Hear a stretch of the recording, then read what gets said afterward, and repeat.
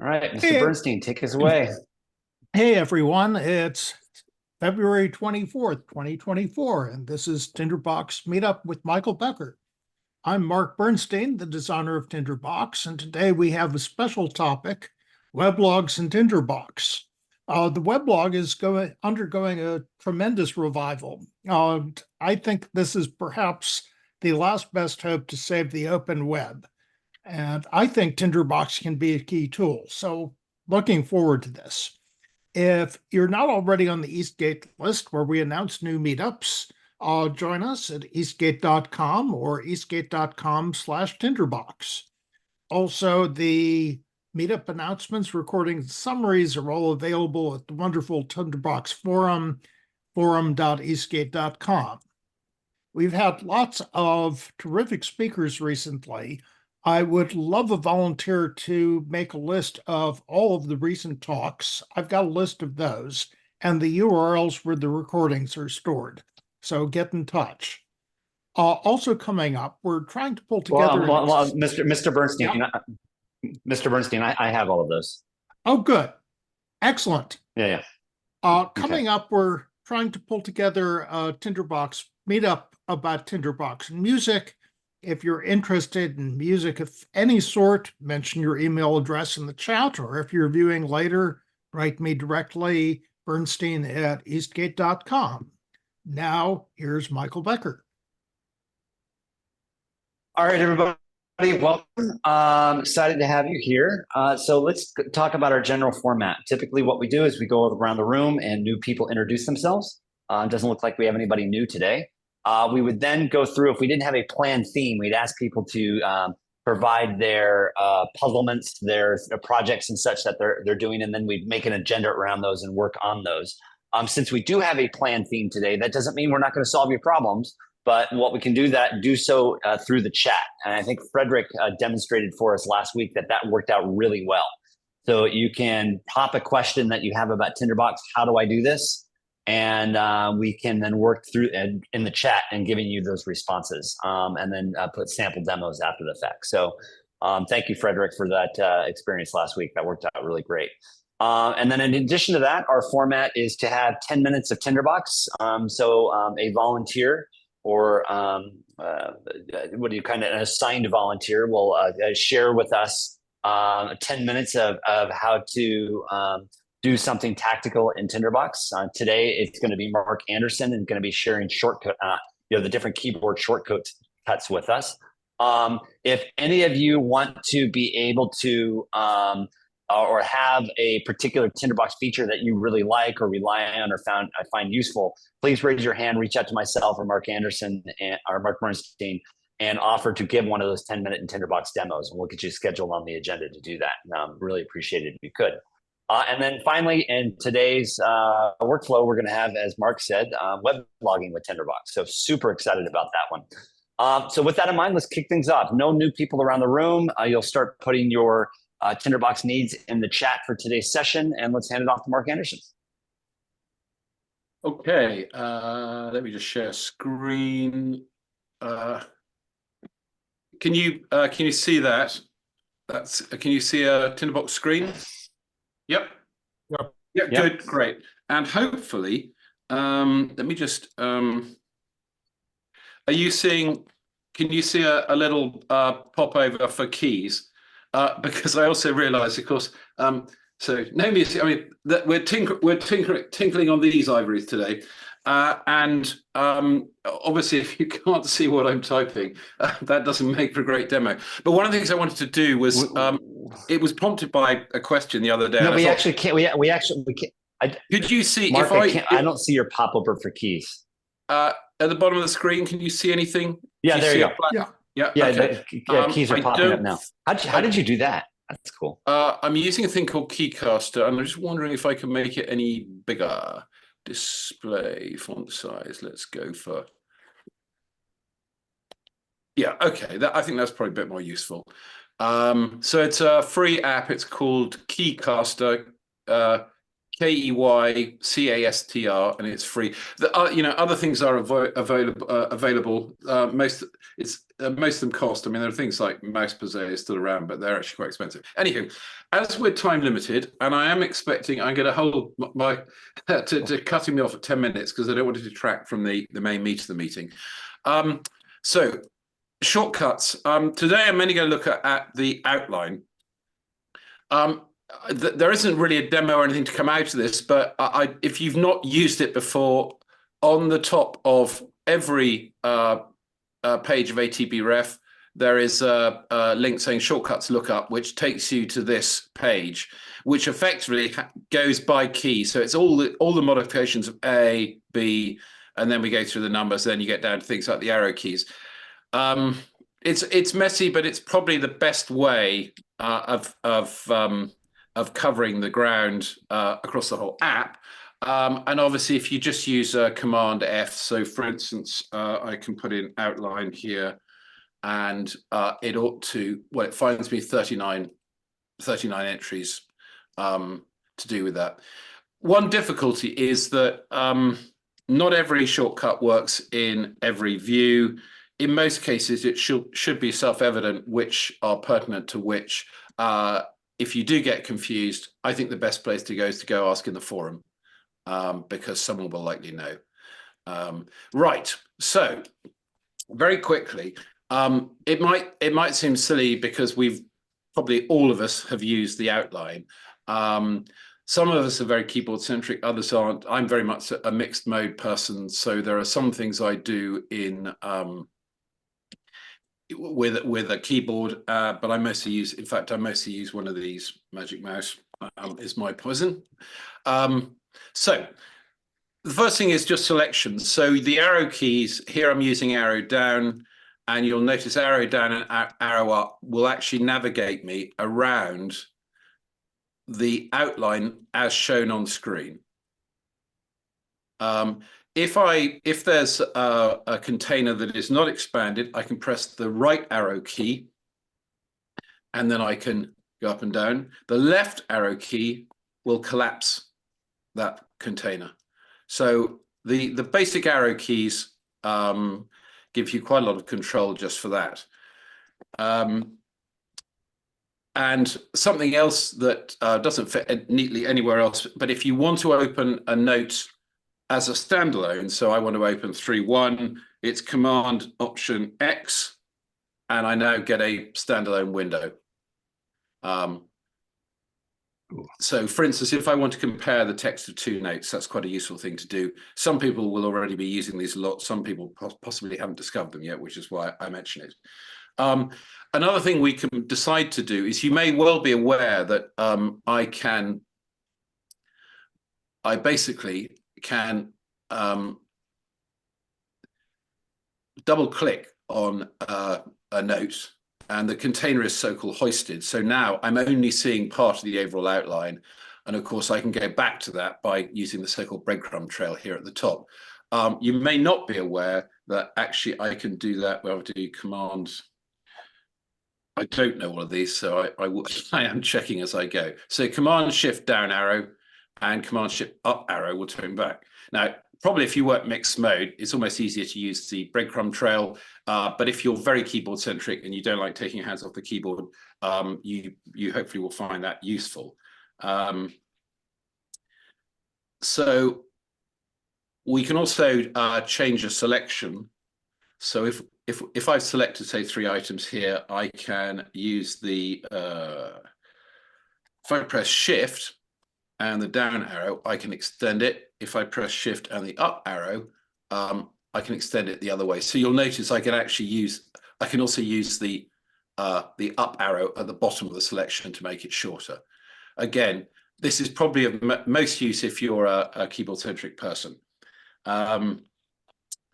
So in terms of expand and contract, there are some other neat things we can do. If I basically command click on the, this won't show a little highlight for you, but I'm pressing the command key as I click this. What you're noticing here is I'm only getting a limited expansion.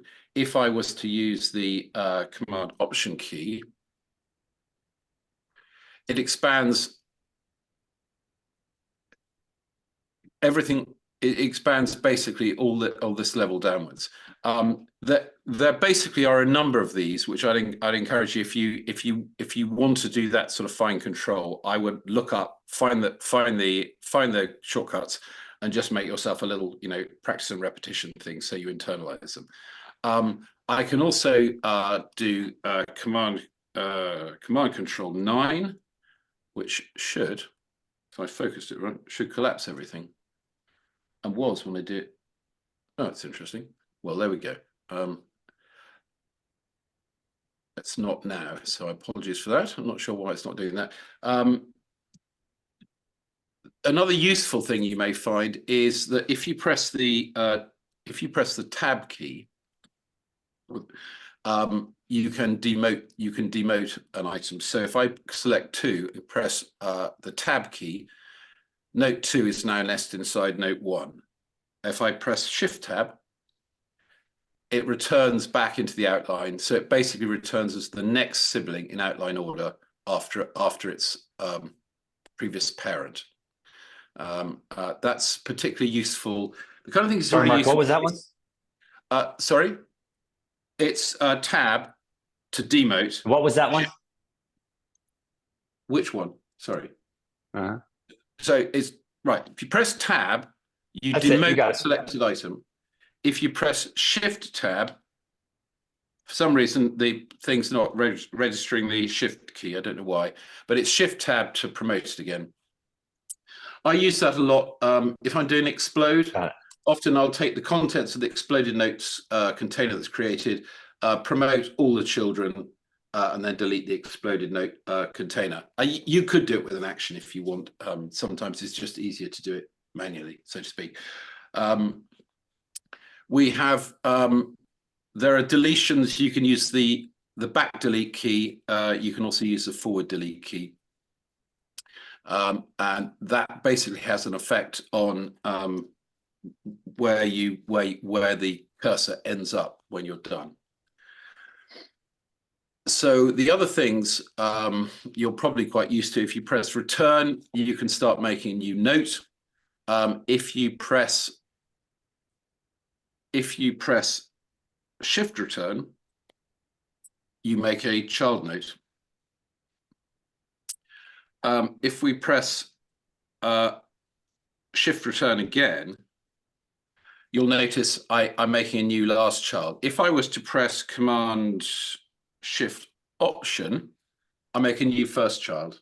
So that can be quite useful if you're working fast and extensively in the outline, you're doing rapid notes into an outline, and you don't want to take you don't want to mess around with the trackpad or the mouse.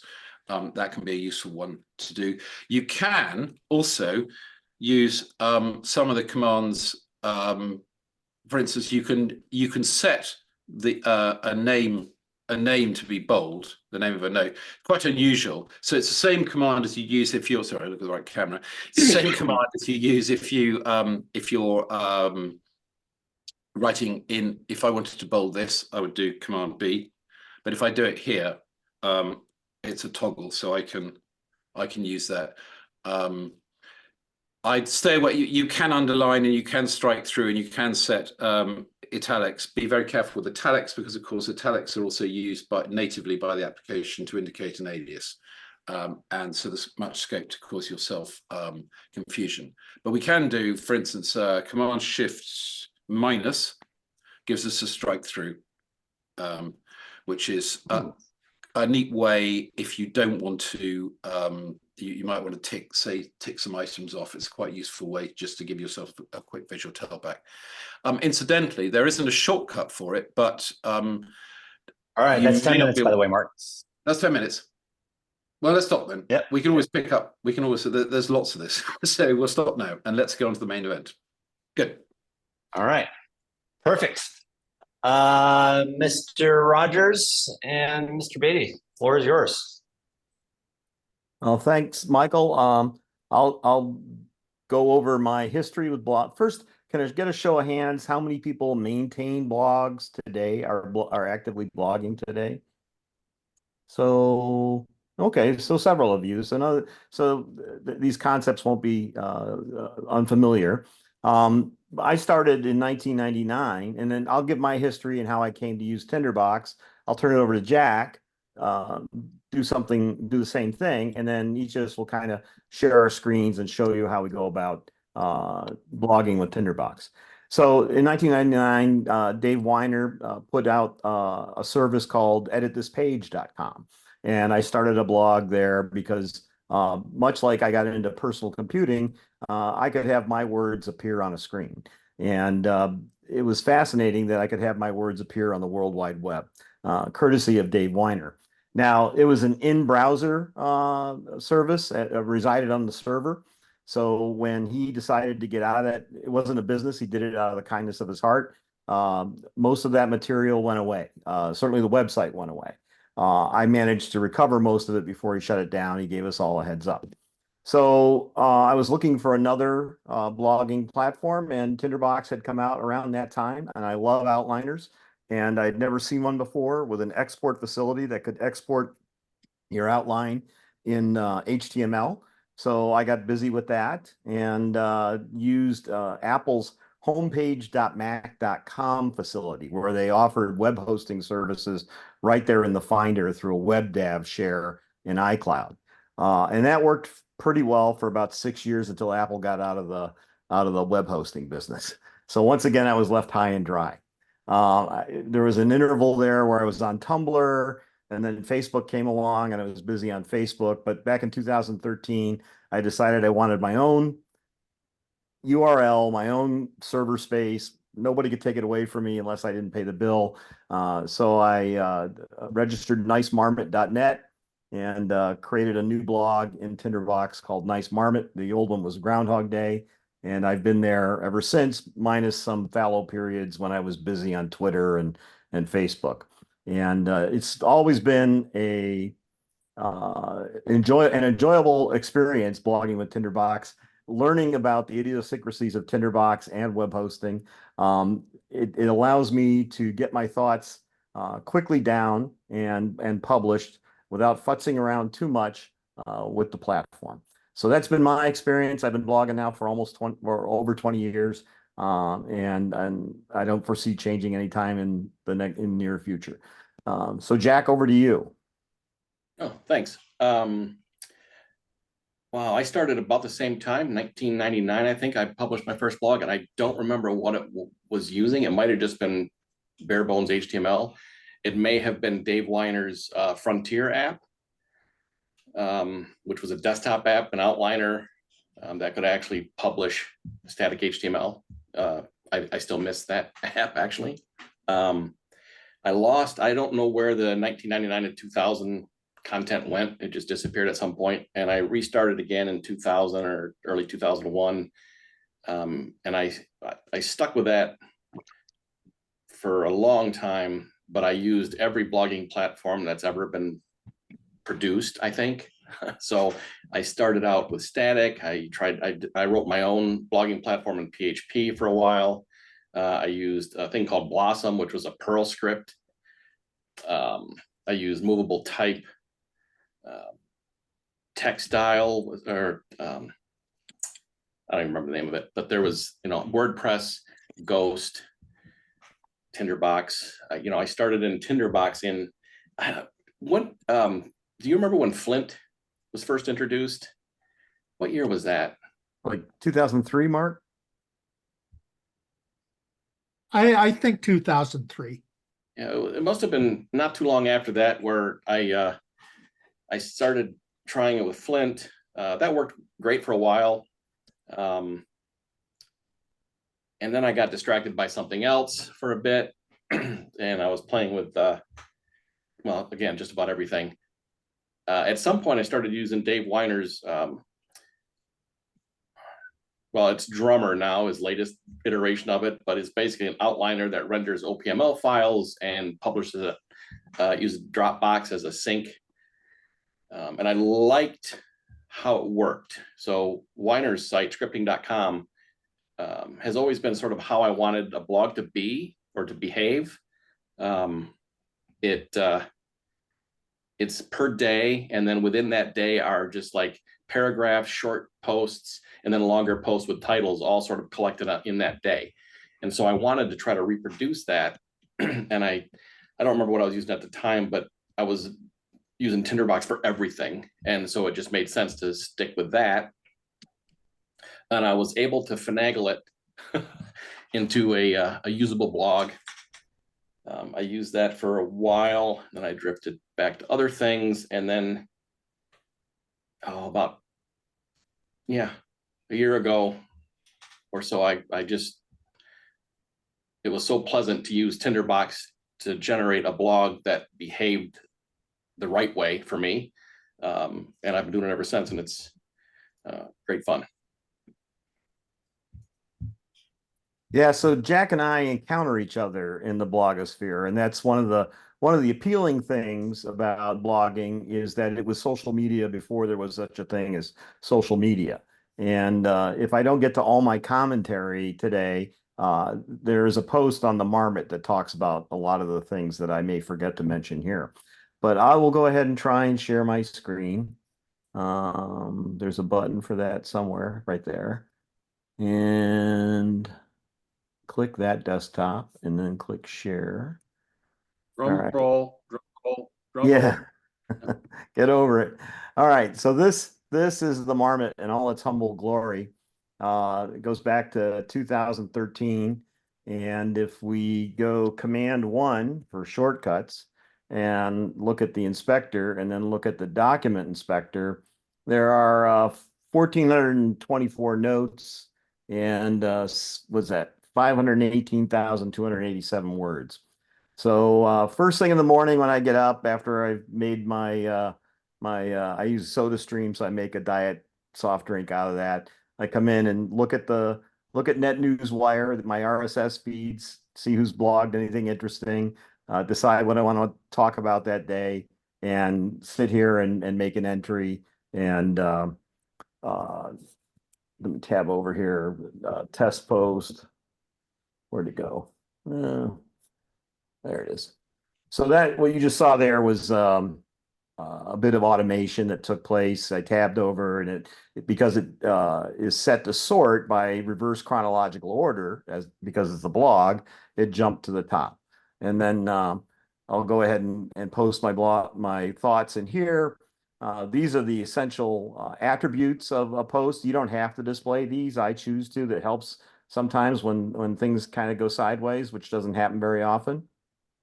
It's a little safety here. HTML don't export. It takes a conscious thought to click this, so I have to really mean it. So some of my more vituperative or intemperate posts often don't make it to the web.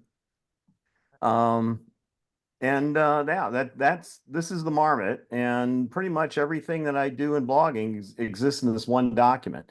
I'll show you what I was working on that I hope to share when I finish it. It's not done yet. But this is a prototype. This grew out of a prototype. I don't want to use the wrong terminology. This grew out of a test platform I use when I want to do something new in the Marmot.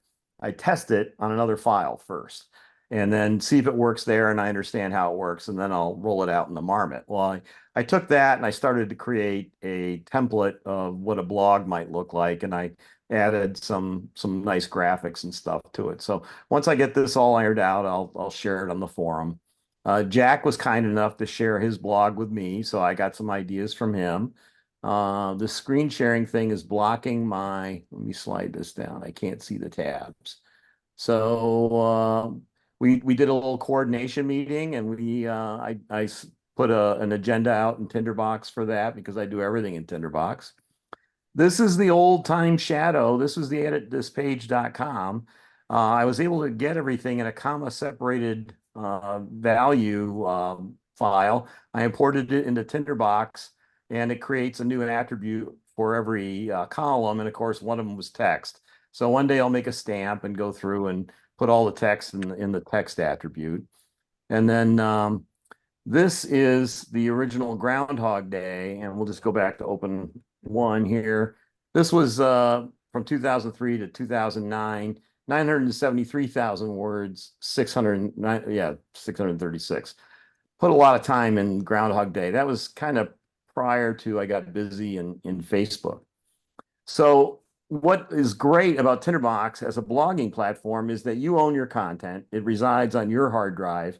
It doesn't reside in somebody's cloud somewhere where they can go out of business one day and take it away from you. It all exists on your machine. It exports static HTML files. Now, you can incorporate JavaScript in your templates if you want, and you can make very elaborate dynamic websites if that's how you want to roll. But what's nice about Tinderbox is it's very lightweight. You just get straight HTML styled with whatever your CSS of choice is. And one of the tools I use to play with, I got too many windows here, play with CSS is Whisk. And so this is the Marmot's normal appearance on the web with the current style sheet. And then I have another blog that I maintain with Tinderbox called Notes from the Underground. And that's the CSS file for Notes from the Underground. So that's the great thing about CSS is you can change the appearance of your blog by just changing a CSS template. So that's kind of, oh, and then let's see here. Where am I at? Yeah, very confusing looking at these screens. This is Micro.blog, which is an account I have. Pay $5 a month, and this blog reads my RSS feed from Nice Marmot and reposts it on Micro.blog, which has the effect of posting those links on Mastodon. So without doing anything, I just publish from the Marmot, upload to my server. It goes automatically to Micro.blog, and then goes automatically to Mastodon. So I sometimes get responses on Mastodon. I sometimes get responses on Micro.blog. But most of the time, not a lot of interaction, which is, I think, desirable for the most part. Is there? Okay, so Dave Rogers, yeah. So you started throwing a lot of good terms. So talk to us a little bit about like where are you hosting your blog? What are the techniques for setting one up? Any best practices there? What is it? What is Mastodon, and what is this whole idea of an RSS feed? Just for those are some of the questions that came to mind. Right. So in order to have a blog, you need to have a host. You need to have somebody who's has a server presence on the web. And I use DreamHost. I have no idea if they are the most cost effective or the cheapest. I don't know how I landed on them. This was, over 10 years ago.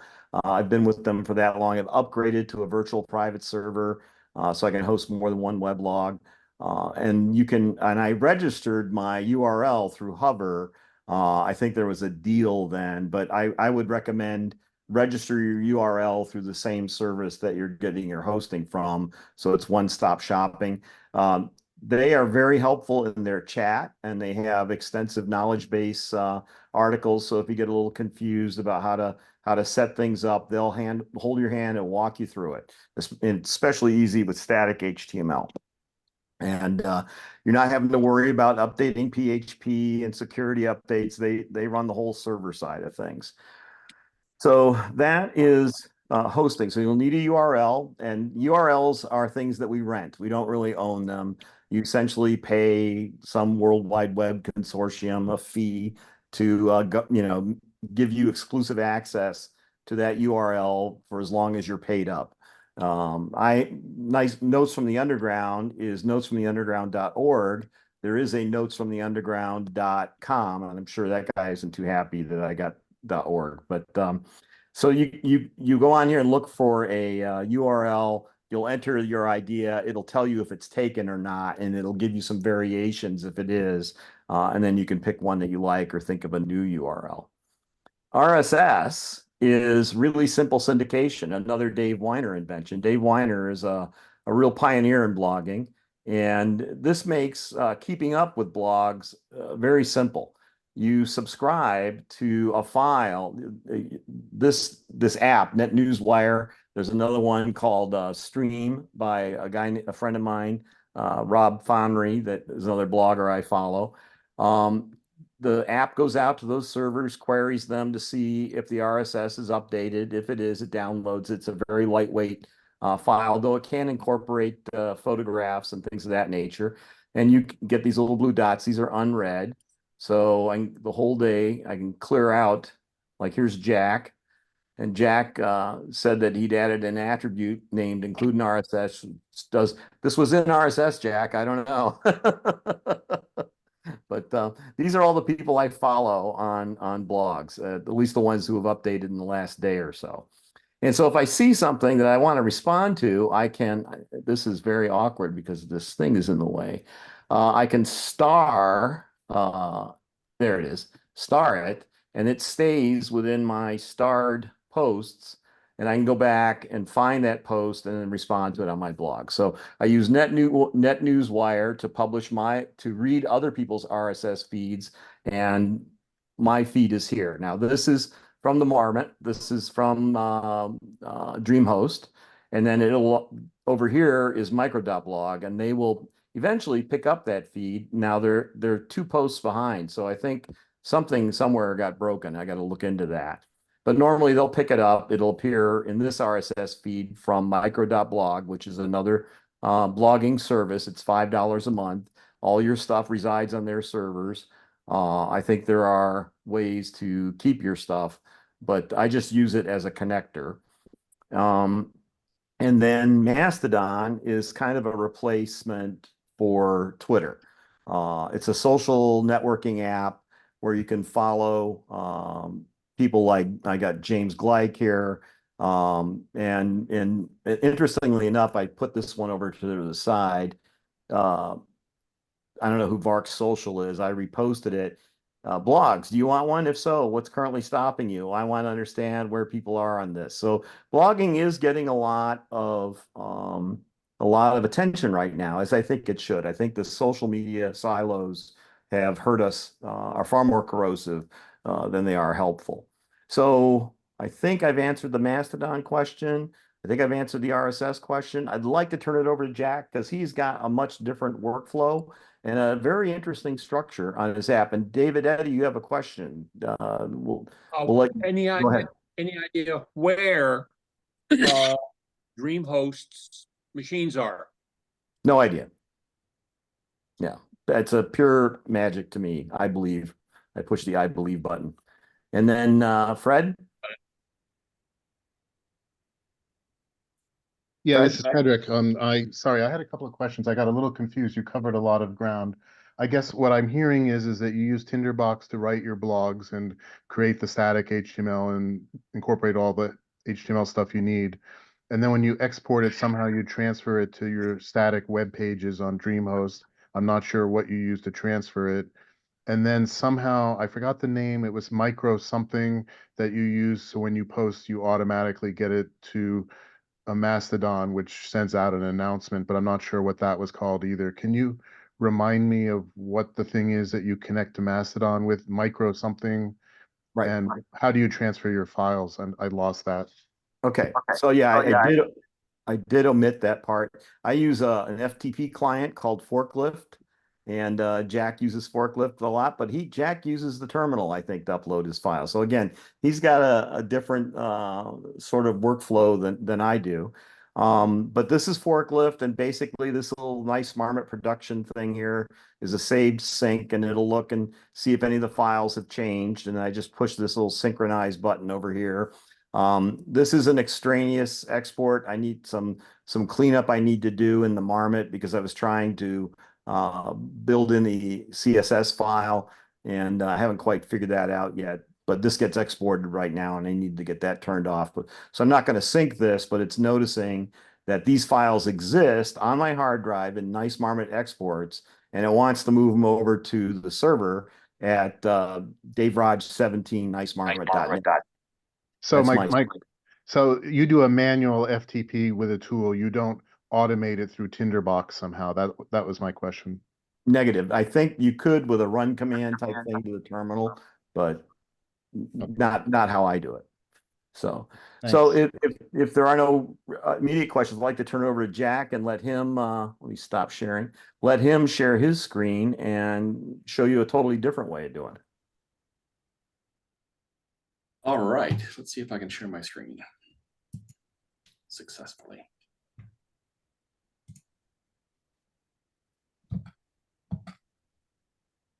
How's that? Okay. Looks good. Looks good. All right. So here's my blog, my Tinderbox file. I cleaned this up several times, but it's still a little messy. One of the things that I did, I tried a couple years ago. I've been keeping a day book in Tinderbox for a lot of years now, I think since 2008. And which is just basically a log of things I want to keep track of every day.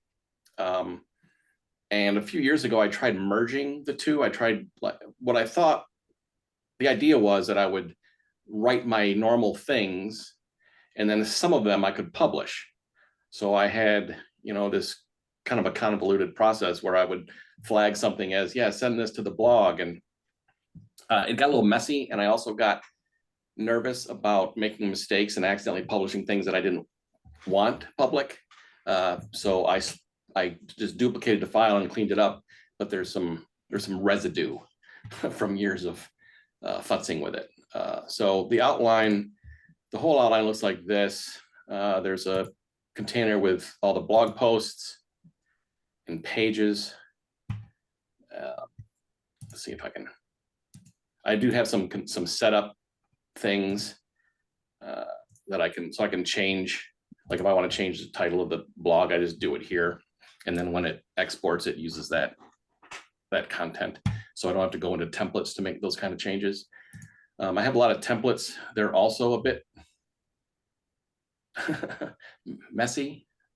But it took me a long time to sort of understand how Tinderbox exporting worked in this context. It just never, it didn't click with me for a while. And then I realized it was like, well, you create an agent, you collect some things, and you create a template for dumping them back out. And so it's less complicated than I thought. So the way mine works is I put my posts in one container here, and I have some really old ones. And then I have just apparently since 2021 when I started doing some more in Tinderbox. So here is this, I break it down by year, and then month, and then day, and then within the day, so I have individual notes. So this, let me show you how this maps. So the actual site, can we see this, the browser now? Okay. Yeah, and by the way, can I pause you right there, Jack, real quick? Yes. I think it could be helpful to point this out. So, one might ask you, why are you nesting your articles in that way versus just titling your articles and having them all over the place? And I think the point is because that's going to be the hierarchy tree that creates the navigation on the blog. Is that correct? That's, yeah, partially that and partially. So when you export those files, yes. So my point being, when you export out the files, this is actually the file structure that will show up on the host when you export it out your blog. Right. And I do a couple of things so that it's not so that the URLs are a little bit cleaner. For example, if you look at the day, like this day post here, the actual name of this note is 24 for the date. But I use this rendered title so I can, put it in the blog as as the full date, so that the actual exported file will be, I'll show you here, is, let's see. And just before you move on too, just so people can see that too, the reason why on the left-hand side you're not seeing 24 is you're using a display expression so that you can actually see what that rendered file name is there in the outline view. Right. Sorry. Which I think is important for people to be aware of. I didn't want to get too deep into the Tinderbox nitty gritty of it really, but for example, so when I add a daily post, it sets the prototype to my daily post container. It sets the date to today. It doesn't have one because sometimes I accidentally move things around. It sets the name to the short date, the 2-digit day of the month. And then it sets the user attribute rendered title to a longer date. And then in my display expression for each day, where is it here? Yeah, I just use that rendered title value. So it reads the longer name, actually 24, because that maps to, then when it's exported, is 2024, 02, 24, and then the blog, the title. So you can see it maps here. I'm in posts 2024, 02, 24.html. And then the individual post. See, this is the structure I was talking about earlier. If you look at the whole, each day, I hope I didn't write anything embarrassing. But so here's a day, and then within that day there's these individual notes, and you can link to each of these. And then within that I have a link back to the day it was written, because I kind of think in days. And then so I just post, if I want to add a post, I usually hoist it like this, by double clicking. And then if I want a new post,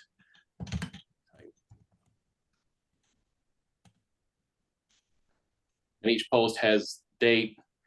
I have this rendered without title, which is the worst name. But if I uncheck that, this will actually, the title will actually render on the day. Sometimes, so I use that if I want more than one paragraph. It's easier to read, I think. So it kind of groups the paragraphs under one post. I can show you an example here, I think. Yeah, right here. So this Tinderbox note is still within this Wednesday post, and so there's a note with that attribute checked or unchecked. So, and then if you click on it, it's an individual post, and you go back to the day. I do the weather too, which I don't know, seems to be a thing. I have a stamp that says forecast. I don't know if anybody cares about this, but I thought it was fun. Hints, stamps, weather forecast, and all it calls the script on my Mac. Yeah, we actually can't see that, Jack, by the way. Jack, we can't see that when you're showing the stamp. There you go. We don't see the dialog pop-ups when you click on them. Oh, sorry. Just so you know. Okay. So, Can you see the stamp action code though? yeah. Okay. Yeah. Not that it's helpful, but Yep.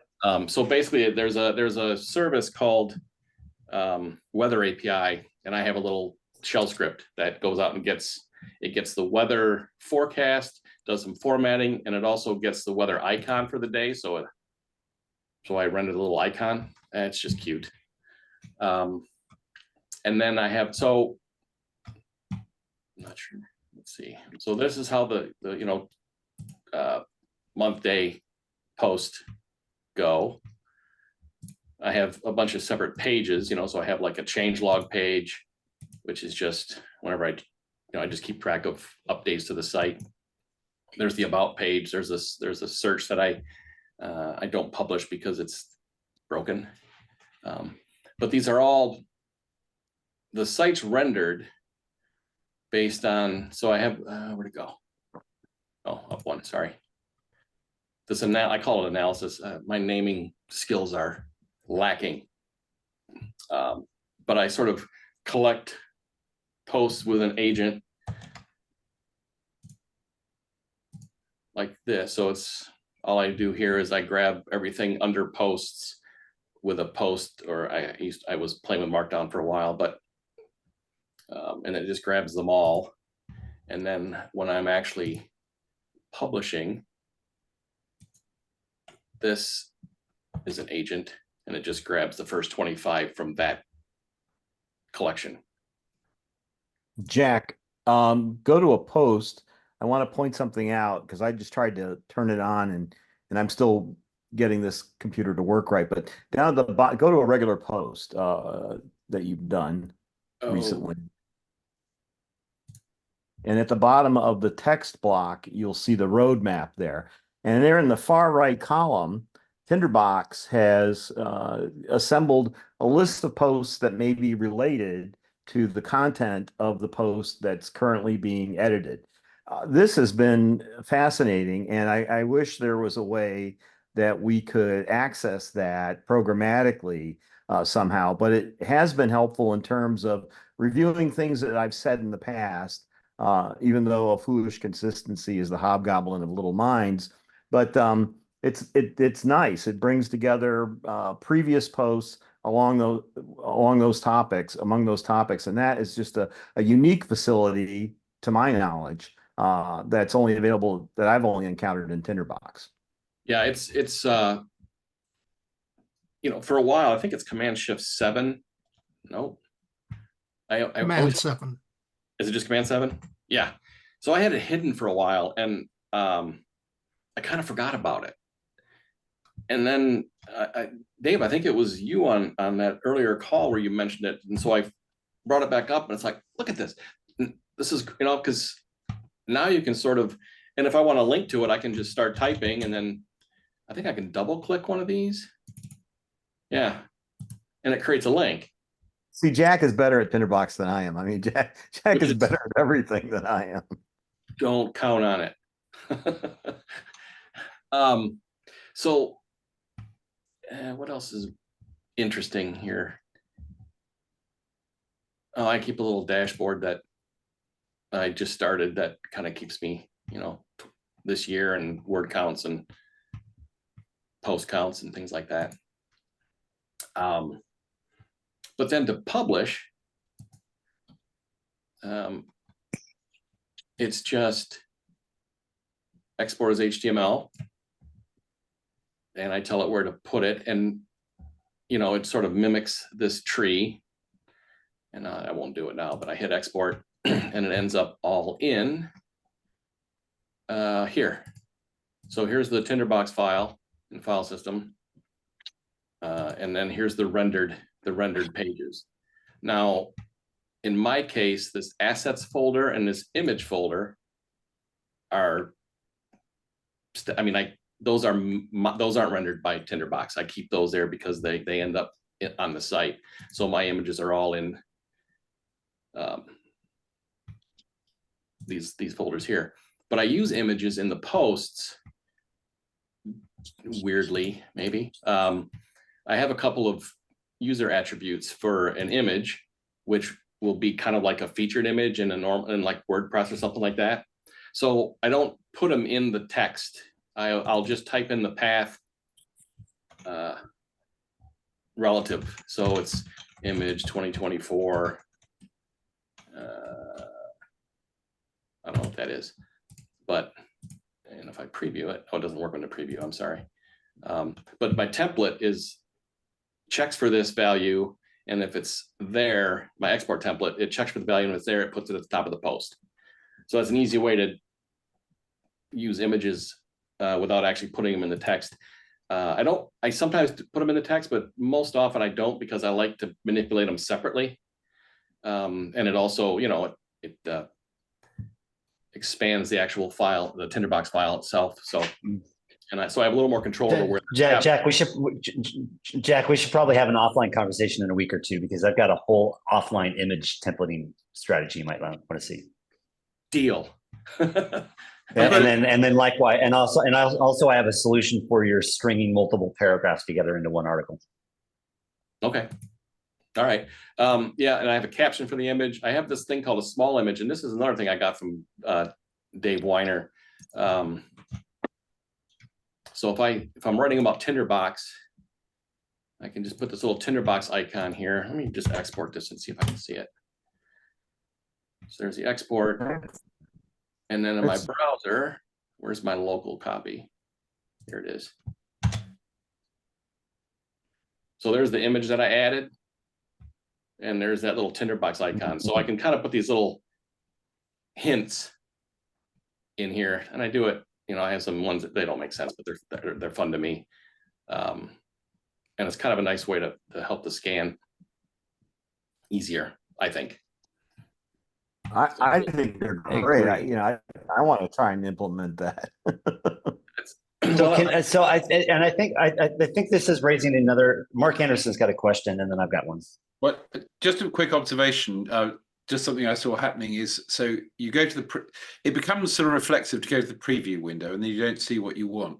A useful thing to do is, well, as long as you've got some facility with reading HTML, is actually click on the export, because although that image may not render, you can at least see the code that would put it there. It's not rendering because probably the image isn't in the right place for where the path from. Yes. But it's terribly easy to overlook the HTML, which often that's a good point. I've been using that a lot more often, just debugging path issues and is it doing what I want it to do?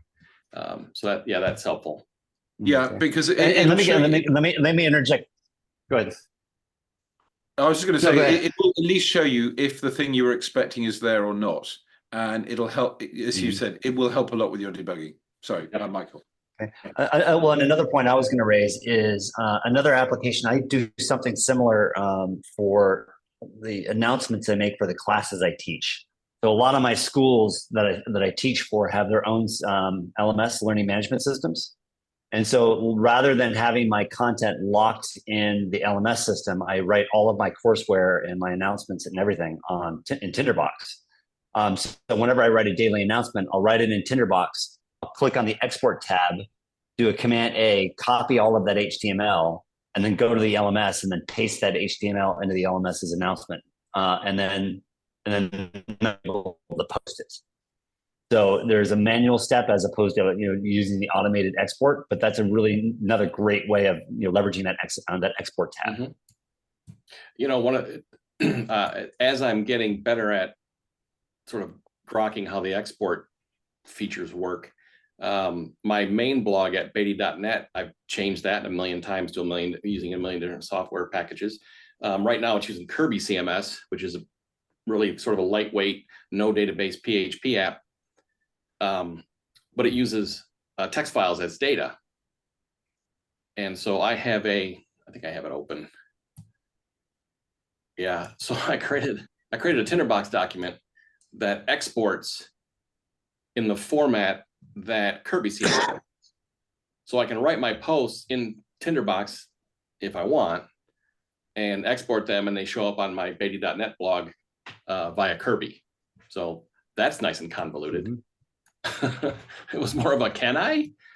And it worked. It actually worked. It's a little awkward, but so for publishing, one of the things that I was doing a couple weeks ago is it was taking 20 seconds to render the blog. And I know that's not much time, but it was too much time because I'm sloppy and for some reason, my brain doesn't register typos unless I see it in context. I could look at this document for an hour and not see a typo, but the minute I render it out, it's like, oops. So anyway, Dave, you turned me onto this. Is basically the turn on and off the export, flag for things that don't need updating. And so I've done that. I actually have a bunch of aliases here because I don't need to generate all the old posts every single time. I need to update the RSS feed document. I need to update the home page, the individual ones, and maybe the archives page. And so I started turning those off.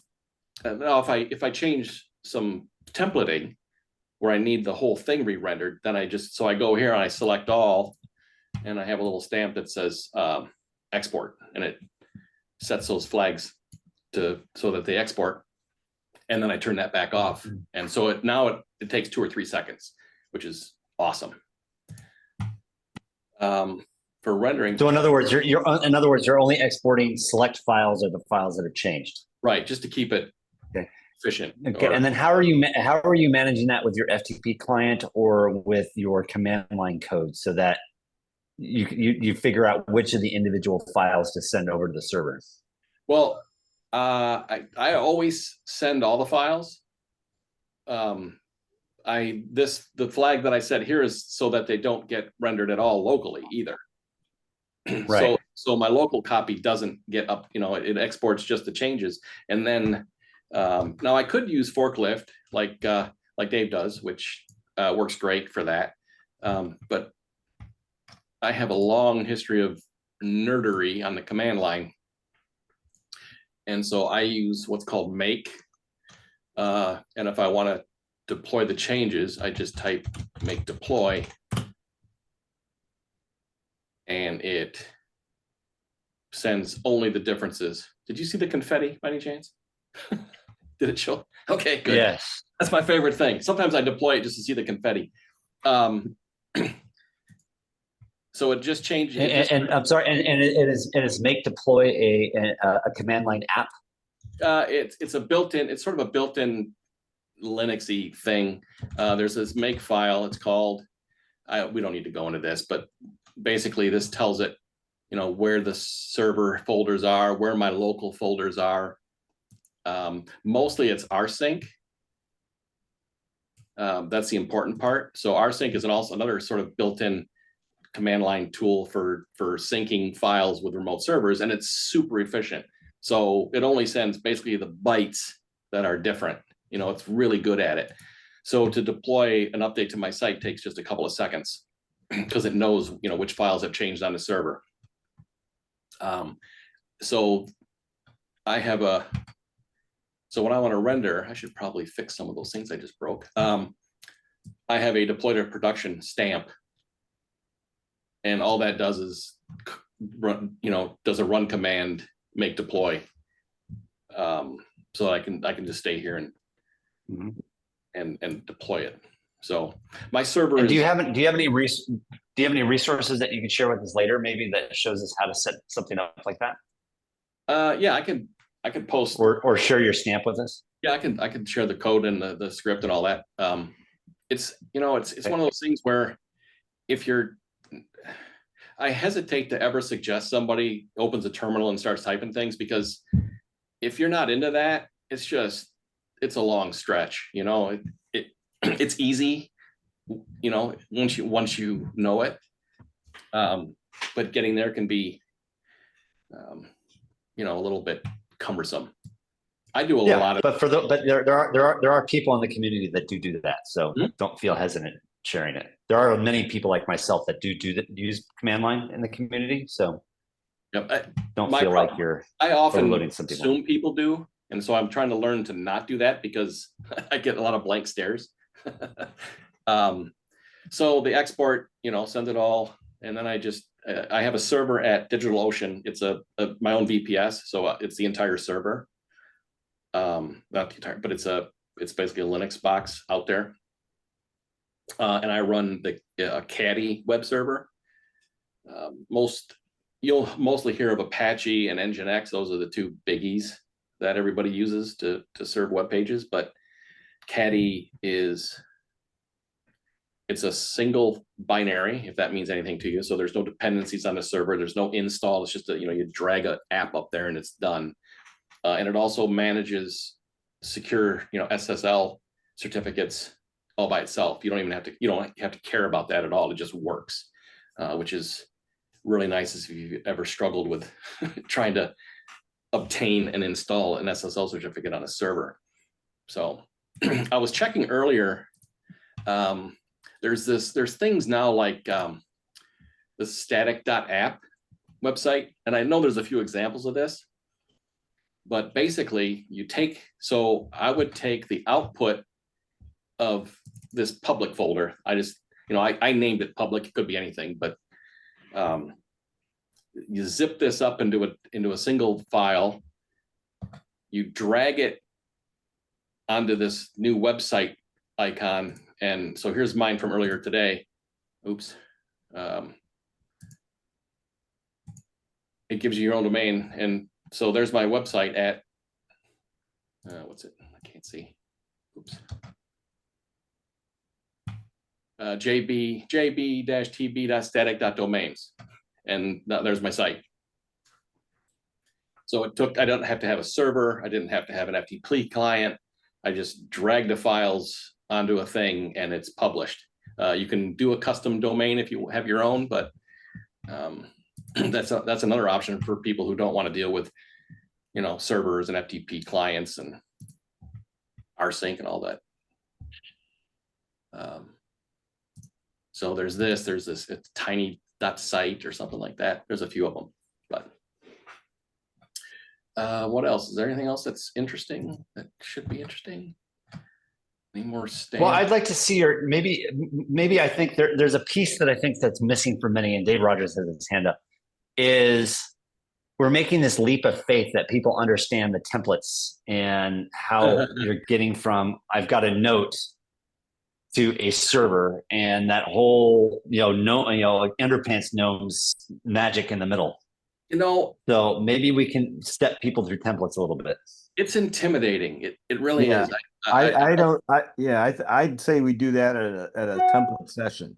I can Well, show you but I also want to bring it up here though for thoroughness, so that people that might be watching this, they're like, what am I missing? Yeah, and that whole template piece is something huge that is missing in the dialogue we're having here, where it's presumed, so that people that are not seeing this for the first time, we don't have to go into depth, but let them see at least what we're talking about.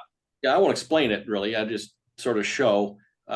So here's essentially my home page and the HTML or export. What is it called? Export inspector. Yeah.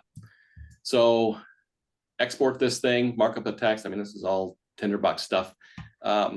The file name, you can set the file name for the output. And, typically index.html is your home page, or the default document in a folder, but in this case, it's the home page. And I'm telling it to use the HTML homepage template. So you can, I have a few based on where I'm using them, but the templates are down here. And the HTML homepage template looks like this. Now this doesn't look like much. It's a basic HTML5 outline. Remember I mentioned the site title earlier as content, or in this little config folder. So I'm rendering the text of config/site title, which is right there. And where'd it go? There it is. And then I do some includes, because I reuse these everywhere. So I have like this head partial, which puts in the links to some CSS things and some, other boilerplate. Same thing here. And then I call children, which is anything under, where's my home page? This, so all of these, and it renders those using what I call a daily container. So it's, you can see it kind of collects things under it and uses individual templates for each different type of note. So the home page uses a template, each day page uses a template, and then each post within there uses another template, and they sort of call each other down the tree. I don't know if that helps at all, but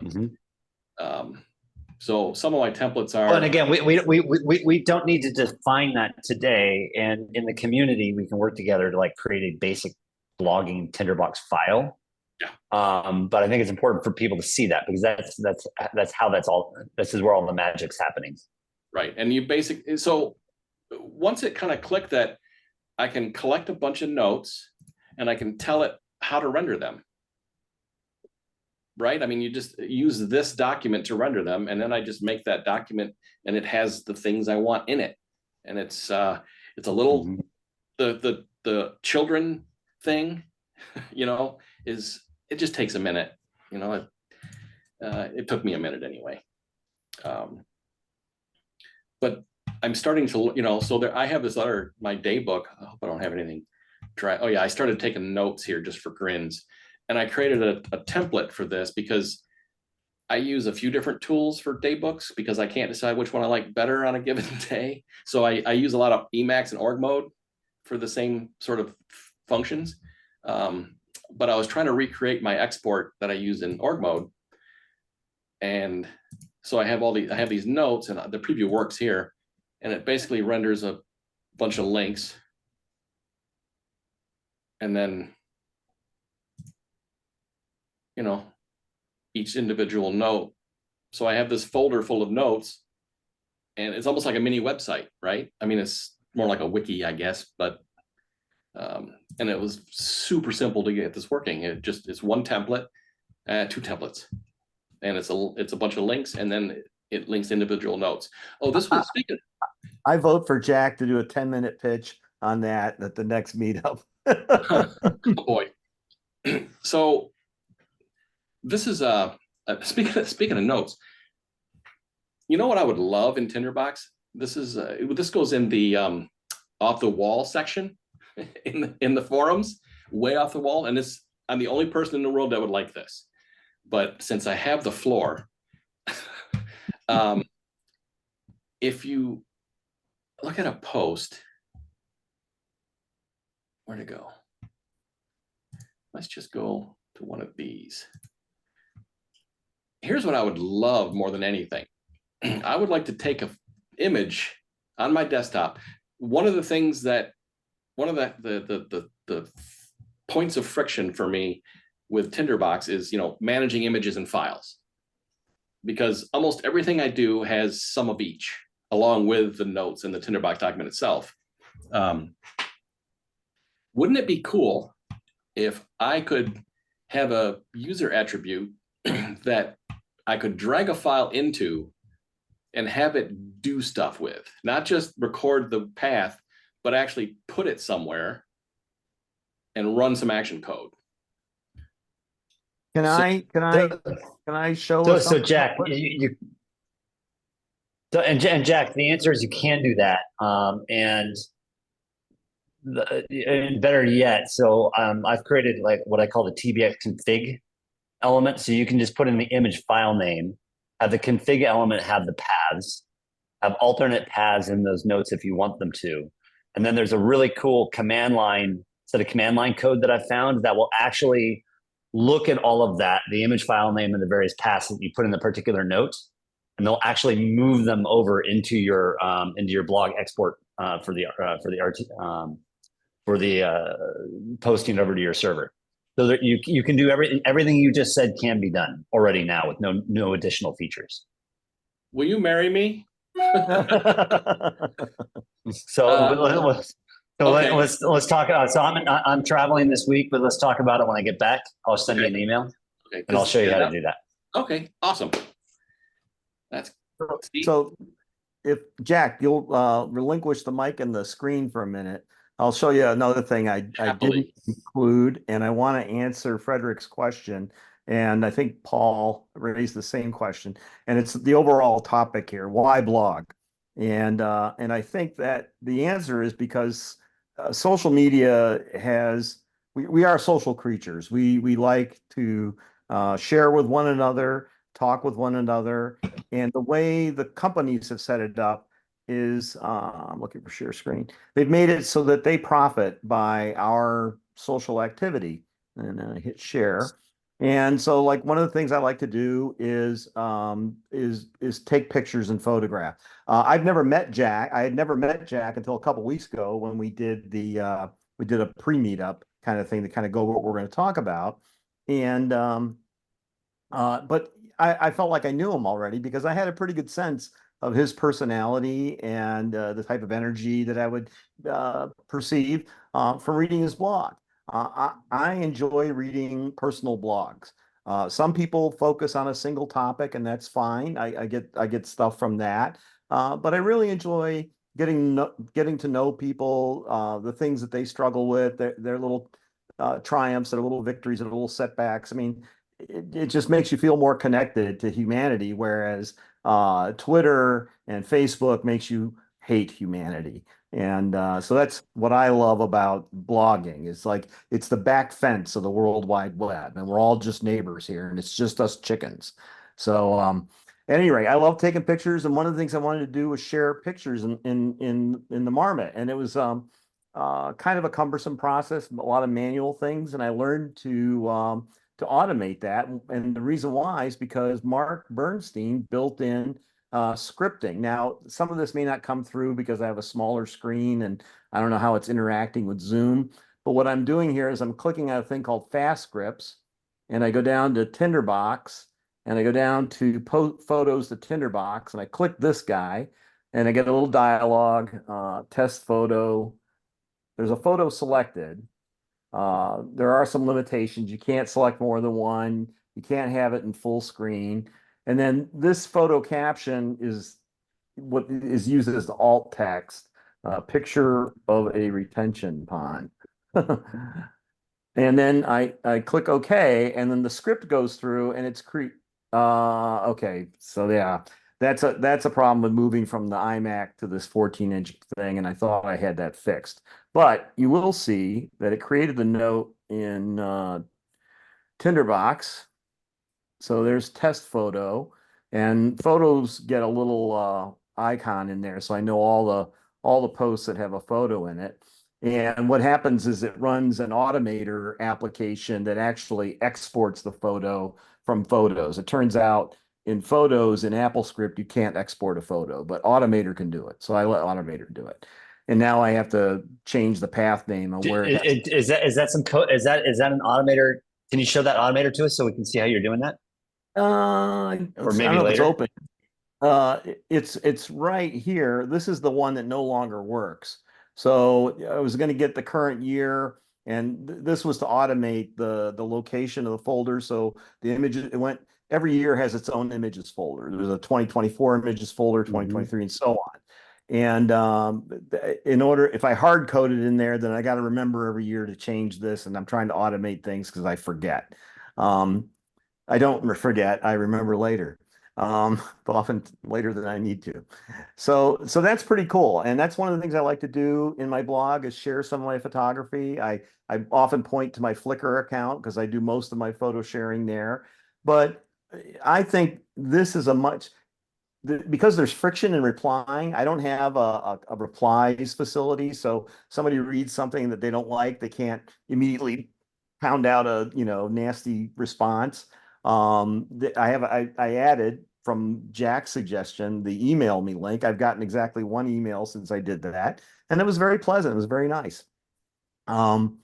But back in the early days of blogging, the run up to the Gulf War, I had comments, and it was horrible. And then I deleted that, vowed I would never do comments again. And that should have educated me as to what to expect in Facebook and Twitter. So blogging is like the slow food movement. Okay, so that's that. Couple hands up. Frederick, go ahead.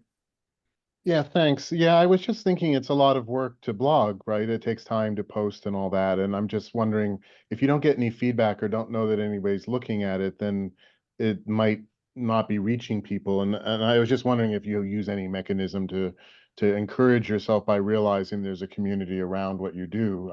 I understand the flaws of some of this other stuff.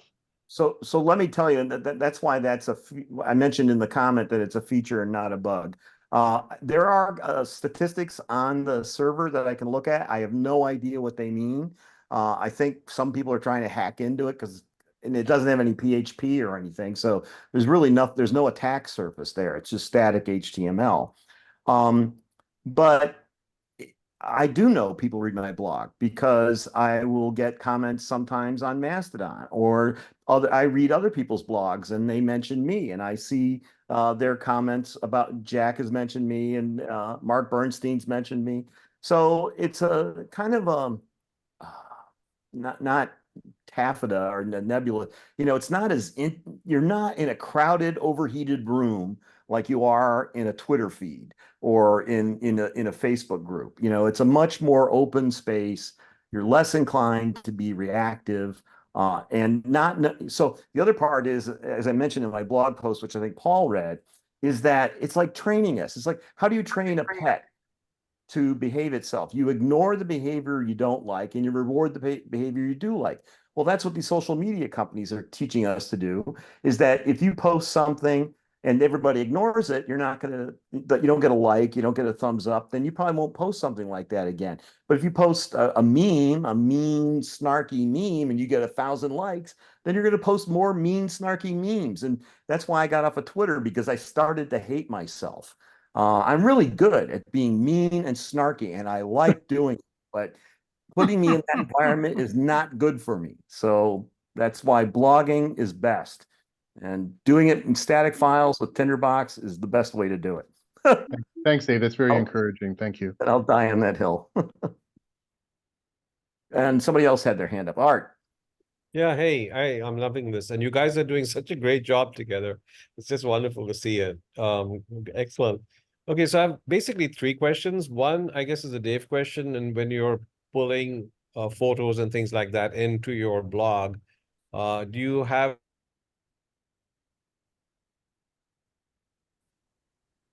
I lost Art. a level of control from within your Tinderbox note as to where the image will appear? Or hello, can you hear me now? Yeah, sorry, I actually have a bad internet connection. Sorry. So I was so do you have some level of control as to where the images go and alignment and things like that? Is it standard CSS? Yes. And Okay. you can see Jack showed that his templates are set up where you can get that little image and the text will flow around it. Mine's not that good. I use the minimum thing that'll work because I get frustrated easily and then I have to go take a walk, which I can't recommend walking enough. But Gotcha. so yeah, you can control all that stuff. You can get very sophisticated in your templates. Okay, great. Second question is with regard to just learning about the security and how to set up and run a blog. Do you recommend any sites or other resources that you might have dipped into or might continue to dip into from time to time? Because there might be many more questions, than we can cover now here. I'll let Jack, maybe he has, I just know that static is safe. Maybe that's not true, but I think static is safe. And Okay. that's what I rely on. Yeah, and the requirements are almost zero, for hosting a static site. And Right. the security sort of exposure is so minimal. That's part of it. I also like it that, if it works on my machine, it's going to work on the server. I don't have to worry about PHP versions and library dependencies and crazy things. And also it'll just, if you pay your bill, it'll stay there forever.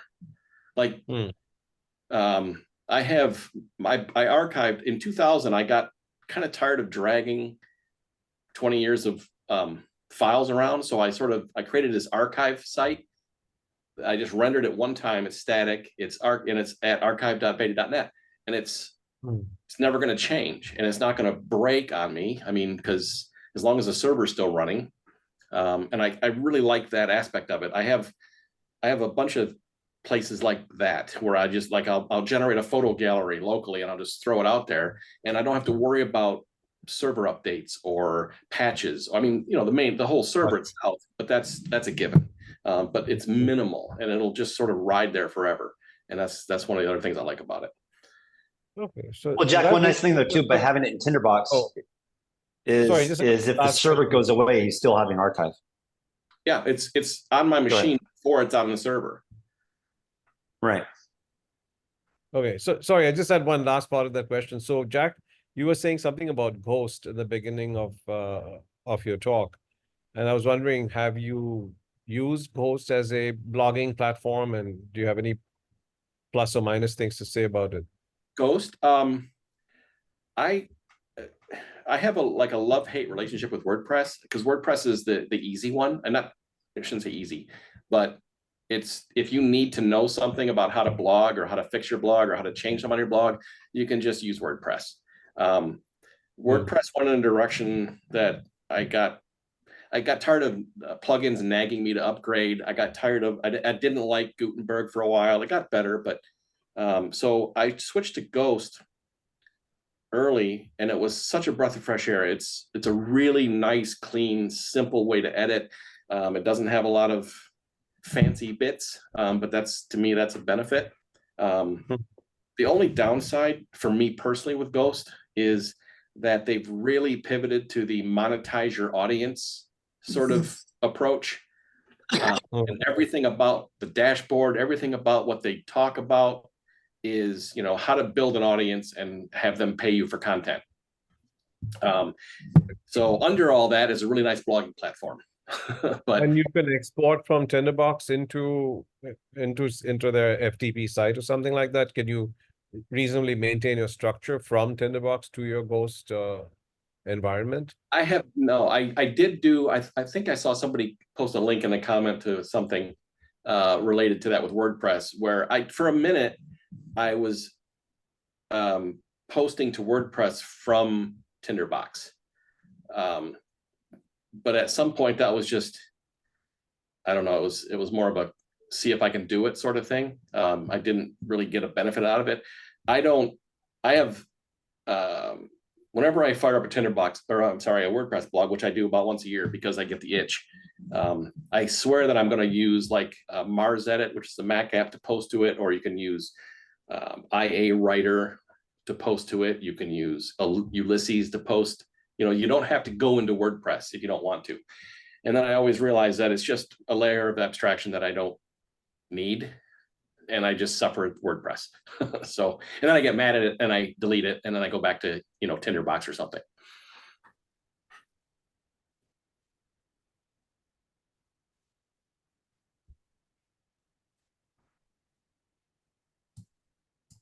If that helps.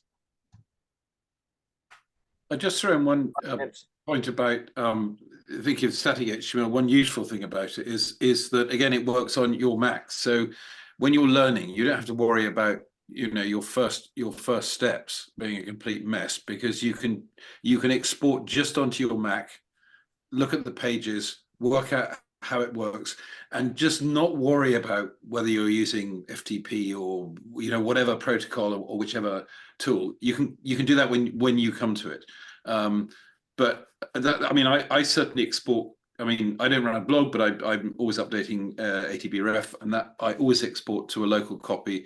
And more often than not, if I'm making a major change, I'll proof that before I push anything. So lots of things will automate. The thing that's easy to overlook is at what point to turn the automation on, i.e. when you have actually got control of your whole process and you've got past the stage where you're making lots of sort of unexpected mistakes.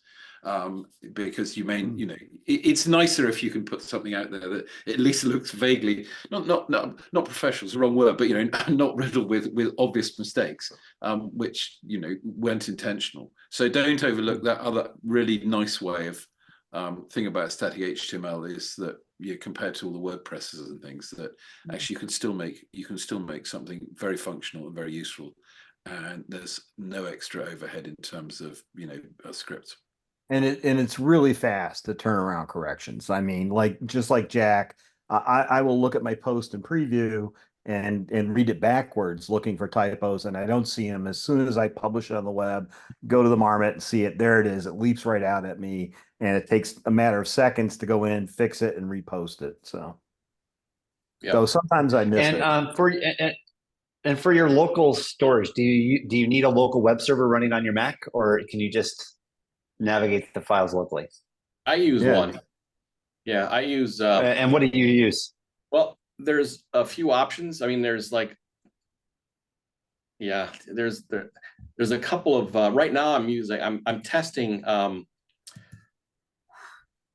course, you asked me what that was. You used to be able to just spin up Apache in OS X, right? Yeah, they stopped. It's not bundled anymore, I don't think. It's an app called Herd. It's made for PHP and Laravel sites, but the thing that I liked about it is it's HERD. The thing I like about it is that you point it at a folder, because I have a lot of sites. Like I probably have 15 websites that I sort of maintain, and they're all in a sites folder, and most of them are static. And Herd, and I haven't looked into how it does this yet, but it basically finds all those directories, and I can go that directory name .test, and it's its own website. So all of them are served without any configuration or setup, and that was really exciting. So, but there's another app called it's a little Mac app called World Wide Web, funnily enough. And it's basically just a tiny little app. It's a Mac thing, but you launch it, you point it at a folder, and you hit open in browser, and then it's running. So it's super lightweight and simple. I think it's free, but there's a few ways to do that. And does somebody have the URL for the World Wide Web app? Ooh, hang on. I don't know if there's help or anything. I think Mark just put it in. Oh, good. Yeah, I don't see it. It's in the chat. Yep, Mark's got it. Okay. So yeah, that's fairly simple. I think it only does one site at a time. So for most people, I think that's normal, but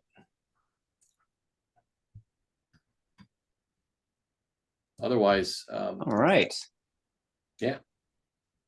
Okay, we've got about 5 minutes left or so. Anybody have any last thoughts, comments, ideas, suggestions, questions, concerns? I have one. Well, I'll go ahead, Jack. Just No, I want to hear tales from Dave Rogers of the joy of transferring X number of years from an old machine to a new machine. It's one path name I got to fix, but go ahead, Jack. I just want everybody to start a blog. Just start a blog and post. Who cares what? You know, my favorite blogs are blogs like Dave's. You just write about stuff. You don't have to present it. I mean, a lot of people wouldn't publish anything that's not, polished and nice, but I'm not an academic. I'm not writing a novel. I'm not a writer, but I feel like saying things. And sometimes I like saying them in public, and often I like saying them in public when I probably shouldn't maybe, but the best blog, the ones I love are the ones where people just tell me about your day. Tell me what are you thinking about? What did you like? What do you want? And it's riveting, Yeah, we're all in this together, and none of us is getting out of here alive. And I love the mail to the reply by email thing.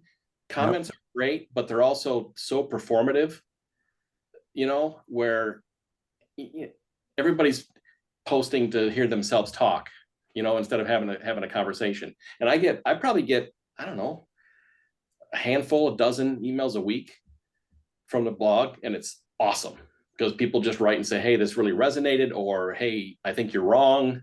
But it's all civil and pleasant, and we can start a conversation, and it's not performative. If something comes up where you end up having a thread that's you think is interesting, just write a follow-up blog post, kind of sum it up. But anyway, I'll stop talking. Go ahead, Peter. Yeah, I was wondering, is anyone using web mentions, trackbacks, pingbacks? Is any of that stuff still alive, or did it all die? I think it's still alive, but it was too much work for me to implement it, and I didn't want to know. So it just makes it easier. It's too much work. I found it to be too much work. And there's a debate happening now online on whether it's, I don't know, the ethical is not the right word, but if I reply to you on Mastodon and it shows up on your blog as a comment, I don't want my comment on Mastodon on your blog, right?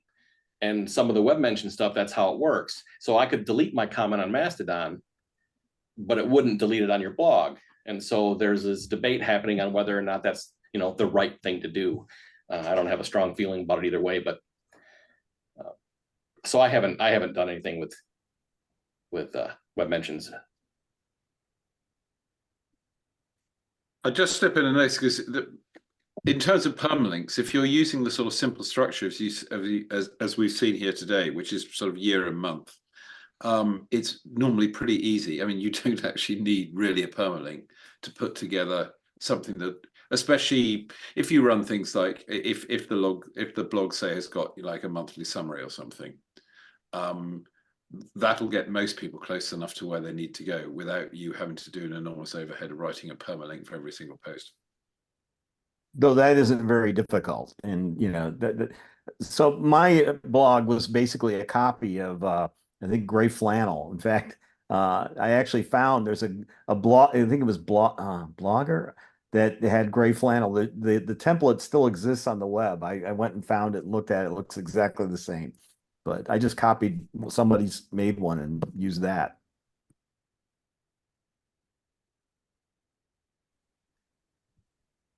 Mark Bernstein, are you talking or? No, just looking for the web reference.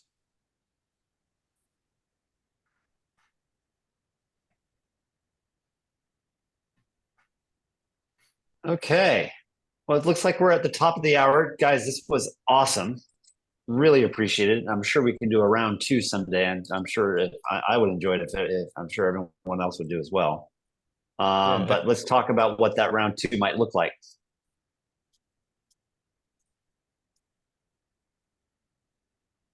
Okay. So any other final remarks, or shall we shut ourselves down for today? Yeah, I tried to show the gray flannel thing. So, but thanks. This has been fun. Beautiful. Okay. Well, thanks. Time. Yeah, great session, guys. Great. Thank you much. Thanks again. Bye. All right.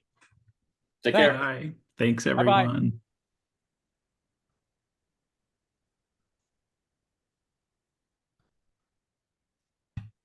We don't do a hot wash up or anything, do we? No.